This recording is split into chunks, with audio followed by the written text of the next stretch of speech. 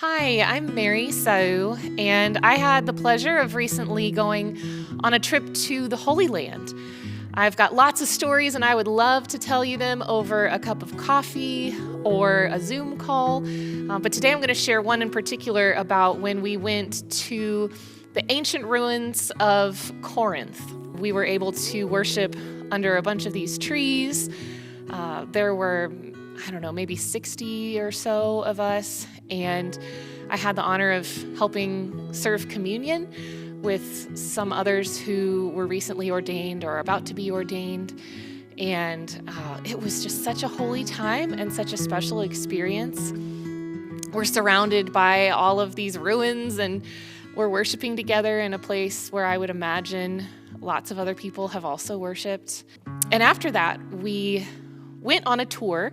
When we were looking at one of the scenes of an ancient sporting field center, our guide said that this is actually why Paul was making tents. In Acts 18, it wasn't for people traipsing through the wilderness and needing shelter for the night. It was for tailgating purposes. Shelter from the sun when you're getting ready to cheer on your favorite racer or athlete. I find this interesting for a couple of reasons. One, it's really fun for me to imagine Paul getting really excited about a race in the same way that we might get really excited about a Chiefs game. Jumping up and down, high-fiving, yelling. It makes Paul more accessible, I think.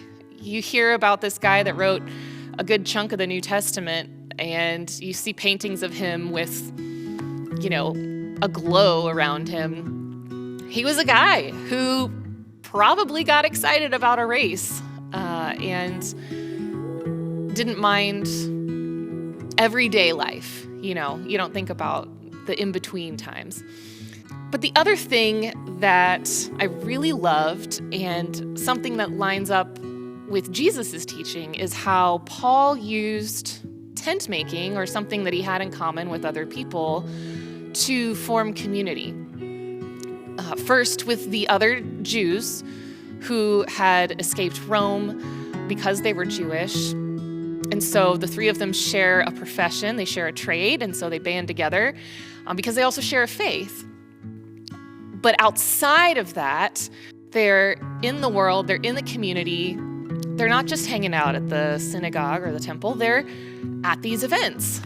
And so I can imagine Paul has been very active in a non-religious event, and then everybody hears Paul's preaching at the synagogue. Oh, well, Paul the tent maker, Paul? Paul the guy that we were tailgating with yesterday? Oh, well, I got to hear this. I can just imagine these conversations because a lot of the people in Corinth were not Jewish. They worshipped Hellenistic gods, so Zeus and Apollo. Actually, the temple of Apollo is right here in Corinth, where a lot of this also took place. So this was not his home turf. And you'll note in verse 4, Acts 18, verse 4, it says that Paul preached to Greeks and Jews alike, both Greeks and Jews. And that doesn't happen a ton. A lot of times he'll address the Greeks or he'll address the Jews. But I think he really leaned into this shared interest and this blossoming community to help give him a voice, to help him be taken seriously by a bunch of people who might have written him off otherwise.